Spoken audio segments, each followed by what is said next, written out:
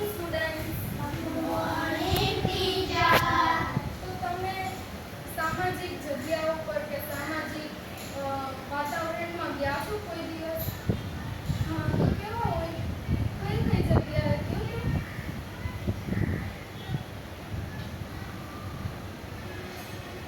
લગ્નમાં કોણ કોણ ગયું છે? Very good. તો લગ્નમાં બધા આપણા પરિવારવાળા હોય, આપણા મિત્રો હોય, આપણા સગા સંબંધી હોય. તો એ એક સમાજ છે, અને એ એક સામાજિક પરિસ્થિતિ છે. તો આપણે એવી ઘણી બધી જગ્યાએ જઈએ છીએ જ્યાં આપણને સમાજનો પરિચય થાય.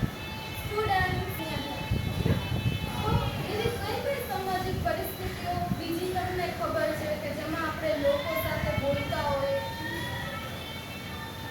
જેમ કે લગ્ન પ્રસંગ આપણે ઉદાહરણ લીધું, એનાથી પછી બીજું કોઈ ઉદાહરણ તમને ખબર છે? યાદ કરો, જેમાં બહુ બધા લોકો હોય, તમે લોકો વેરી ગુડ. સ્નેહ મિલન છે, બસ સ્ટેશન છે, રેલવે સ્ટેશન છે. તમે ગયા છો કોઈ દિવસ બસ સ્ટેશન પર? હા, ટીચર, અમે 100 વાર બસમાં બેઠા વેરી ગુડ. તમે ગામડે જતા હશો તમારા વતનમાં, ત્યારે તમે બસ સ્ટેશન કે રેલવે સ્ટેશન ગયા જ હશો, હે ને? Very good. અને પછી માર્કેટમાં ગયા છો કોઈ દિવસ તમે? હા.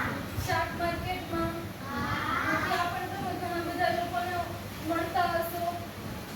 તો પછી એ પણ એક સામાજિક પરિસ્થિતિ છે. ઓકે, તો હવે આ એક દ્રશ્ય હું તમને દેખાડું છું, જેના પરથી તમારે મને કહેવાનું છે કે આ શેનું દ્રશ્ય છે ને તમને આમાં શું દેખાય છે. ઓકે, અને પહેલા તમે ઓબ્ઝર્વ કરો 5